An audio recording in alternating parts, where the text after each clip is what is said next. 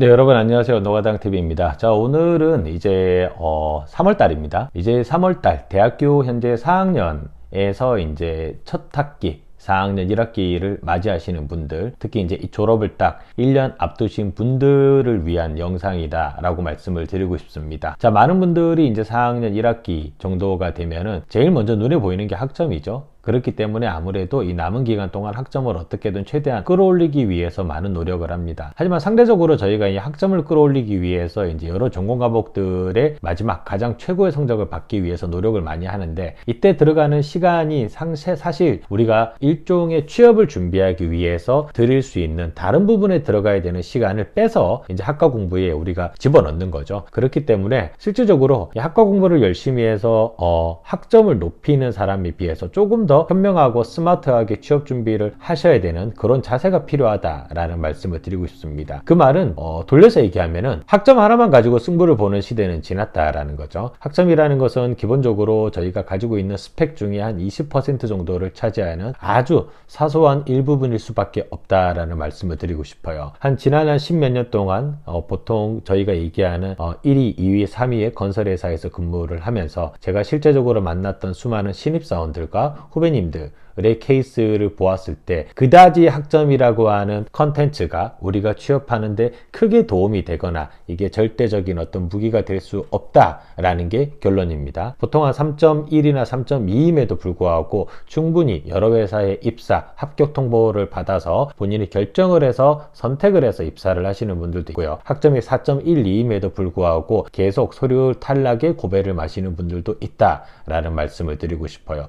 4학년이라고 하는 이 기간은 실제적으로 학점을 올리기 위해서 쓰기에는 너무 아까운 기간입니다. 학점을 0.1점, 2점 올릴 시간에 오히려 조금 더 현명하게 내가 지원하고자 하는 회사에 대한 컨텐츠를 확인해보고, 그리고 내가 지원하고자 하는 직무에 필요한 역량이 무엇인지를 사전 인터뷰라든가 각종 컨설팅 같은 것을 통해서 습득하는 시간으로 가지는 것이 더 좋지 않을까 싶어요. 저는 개인적으로 보았을 때 내가 입사하는 목표가 또 5대 건설사다 그러면은 차라리 학점을 올릴 시간에 제2외국어를 하나 더 공부를 해서 예를 들어 중국어 오픽이라든가 HSK 성적 등을 땀으로써 삼성물산 같은 우대 조건이 붙어있는 회사에 지원을 할 때 그 우대 조건을 가지고 입사 지원을 하는 것이 조금 더 현실적이고 가능성이 높은 준비 방법이다 라고 말씀을 드리고 싶습니다. 지금 현재 저 같은 경우도 그랬습니다. 4학년 1학기가 딱 되었을 때 사실 학점이 되게 어중간하죠. 대부분의 분들이 보통 한 3.4 또는 3.5, 6 이 정도 성적을 가지신 분들은 아무래도 3점대 후반으로 만들고자 하는 압박감을 느낄 수밖에 없습니다. 그렇기 때문에 3학년 때보다 조금 더 열심히 4학년 1학기를 보내시는 분들이 많고, 중간고사 거의 기말고사 기간에는 도서관에 북박이로 앉아 계시면서 학과 공부에 전념하시고, 학과 공부가 끝나고 나면은 보통은 번아웃이 오죠. 그러면은 또 한 2주 동안은 아무것도 하고 싶지가 않아요. 하지만은 지속적으로 취업 준비를 해오시는 분들에 비해서 이런 분들이 나중에 내가 노력한 거에 비해서 왜 이렇게 서류가 자꾸 떨어지는 것인가, 나는 이렇게 열심히 학교 생활을 하였는데도 불구하고 회사는 왜 나의 이런 노고를 인정해주지 않고 나를 뽑아주지 않는 것인가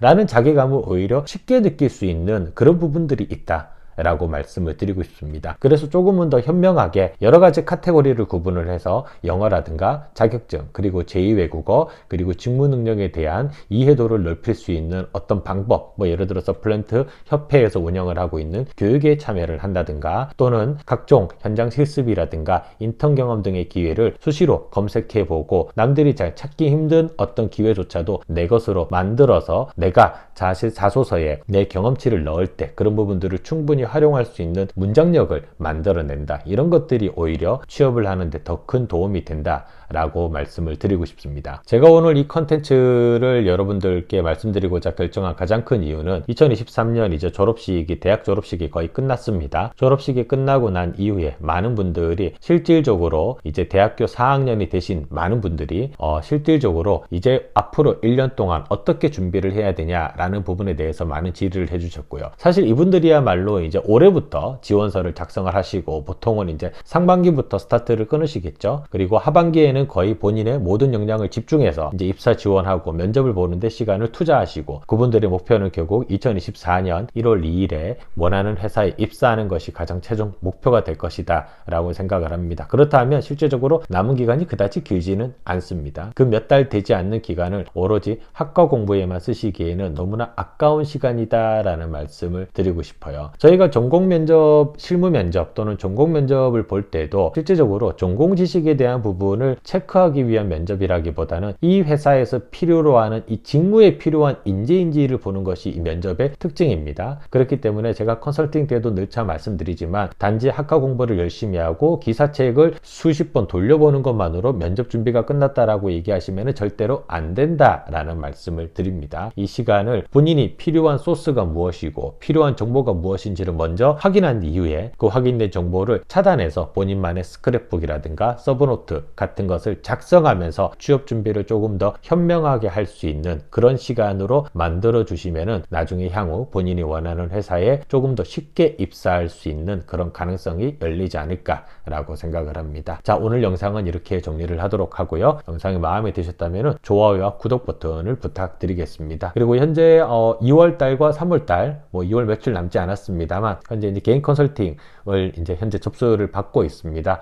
혹시 지금 이제 입사 지원을 하시는 데 있어서 방향성을 잡기 힘드시다거나, 내가 어떤 직무로 지원을 해야, 어떤 회사로 지원을 해야 내가 가진 경험치를 통해서 합격률을 올릴 수 있는지, 약간 그런 부분에 대한 고민을 많이 하시는 분들은 따로 컨설팅 신청을 통해 가지고 도움을 받으시기를 추천을 드리겠습니다. 네, 감사합니다.